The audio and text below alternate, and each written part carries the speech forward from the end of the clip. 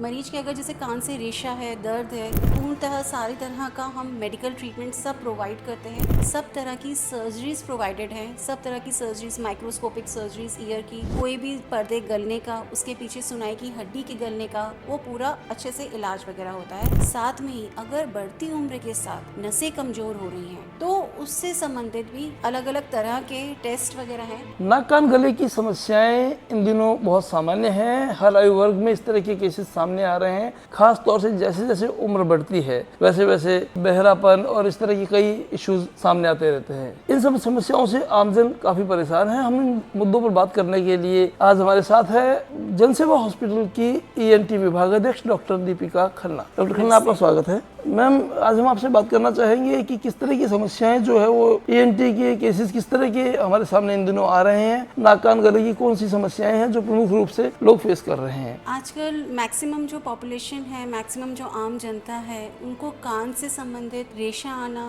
दर्द होना, नाक से संबंधित जैसे कि रक्त का स्राव होना या नाक में रुकावट होना, गले से संबंधित जैसे उनके गांठ वगैरह होना और आवाज़ का रुकना, खाने में किसी भी प्रकार की कोई दिक्कत होना, इस प्रकार की समस्याएं होती हैं जिनको ज़्यादातर लापरवाही करी जाती है और चिकित्सक तक नहीं वो पहुंचना चाहते हैं। तो ये जो छोटी छोटी समस्याएं हैं, ये समस्याएं आम इन्फेक्शन से लेके एक बड़ी रसौली तक क्या इंडिकेशन हो सकता है। इसके लिए ये है कि टाइम से हमें हमारे हॉस्पिटल में नाक कान गले विभाग में एक बार मरीज को विजिट करनी चाहिए। इन चीज़ों के लिए उनसे परामर्श करना चाहिए। किस तरह का उपचार इन समस्याओं में संभव है, या जैसे मान लीजिए हियरिंग कैपेसिटी कम हो गई तो किस तरह की समस्या है, किस तरह का इलाज हमारे पास यहाँ हॉस्पिटल्स में उपलब्ध है, या डॉक्टर्स किस तरह की विशेषज्ञ डॉक्टर्स हमारे पास उपलब्ध हैं, तो उस पर जरा बात। हमारे नाक कान गले विभाग में सारी सुविधाएं हैं। मरीज के अगर जैसे कान से रेशा है, दर्द है, पूर्णतः सारी तरह का हम मेडिकल ट्रीटमेंट सब प्रोवाइड करते हैं। सब तरह की सर्जरीज प्रोवाइडेड हैं, सब तरह की सर्जरीज, माइक्रोस्कोपिक सर्जरीज, ईयर की सारी सर्जरीज करी जाती हैं। कोई भी पर्दे गलने का, उसके पीछे सुनाई की हड्डी के गलने का,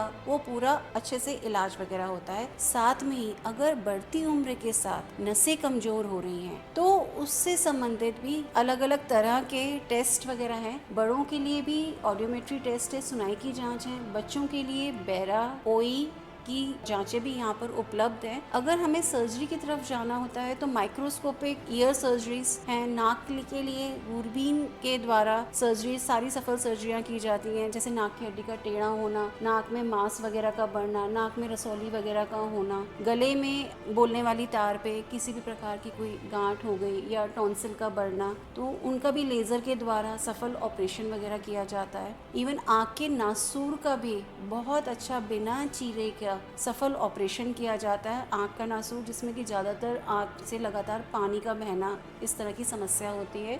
इन बेसिक सर्जरीज के अलावा एडवांस सर्जरीज में कैंसर का ट्रीटमेंट भी करा जाता है। कैंसर का भी इलाज, उससे संबंधित सर्जरी वगैरह करी जाती है। प्रॉपर जो मरीज को इन्वेस्टिगेशंस रिक्वायर्ड है, रेडियोलॉजिकल इन्वेस्टिगेशंस, एंडोस्कोपिक इन्वेस्टिगेशंस, वो सारी के बाद हम उसके बाद सर्जरी के साइड जाते हैं।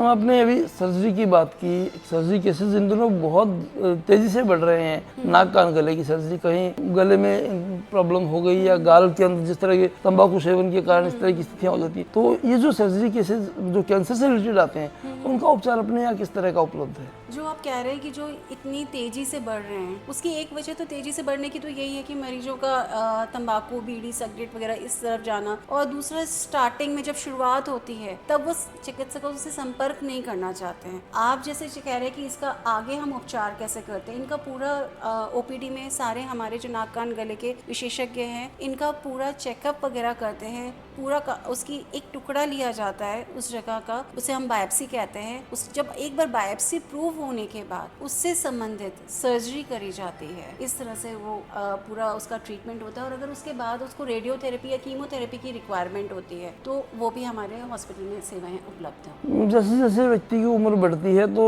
एक बड़ी समस्या आती है, हियरिंग कैपेसिटी लॉस हो जाना, कम हो जाना, ये सब चीजें हैं। तो इसका इलाज जन सेवा में नाक कान गले के विभाग के साथ BSLP डिपार्टमेंट भी है, जहाँ पर पूरा ऑडियोलॉजी से संबंधित सारा चेकअप, स्पीच थेरेपी होती है। जो इस तरह के मरीज हैं जिनका उम्र के साथ सुनाई कम होती जा रही है, तो उसमें उनके बच्चों का फ़र्ज है कि अपने पेरेंट्स को लेकर आएँ, उनका प्रॉपर चेकअप कराएं, कितनी डिग्री का हियरिंग लॉस है, उस डिग्री के अकॉर्डिंगली उनको हियरिंग एड उपलब्ध कराई जाती है। Hearing aid CIC in the canal, RIC, BTE behind the year और डिजिटल हियरिंग एड, सारी मैनेजमेंट के द्वारा सभी तरह की सुविधाएं हियरिंग एड में A to Z सुविधाएं हमारे हॉस्पिटल में उपलब्ध हैं। और स्पीच थेरेपी का भी यही है कि कई बच्चे छोटी उम्र से हकलाते हैं या तुतलाने का होता है, तो वो भी पूरी यहाँ पर उपलब्ध है। तो हेयरिंग एड हमारे पास अलग अलग रेंज की उपलब्ध है, जिस भी रेंज का कोई व्यक्ति खरीदना चाहे तो, और बाइंग कैपेसिटी में है, ये भी सबसे बड़ी बात है। हाँ बिल्कुल, उचित दर पे यहाँ पर उपलब्ध है, आम आदमी इजीली उसे खरीद पाएगा। बिल्कुल, बिल्कुल, उस तरह के इक्विपमेंट्स हमने यहाँ उपलब्ध करवाए हैं। बिल्कुल बिल्कुल। अगर जनसेवा हॉस्पिटल में उपलब्ध सरकारी सुविधाएं जो हैं उनकी बात करें तो किस तरह की सुविधाएं हमारे पास जनसेवा हॉस्पिटल में उपलब्ध है? जनसेवा में मैनेजमेंट में हमें सभी तरह की योजनाएं इंट्रोड्यूस करा रखी हैं।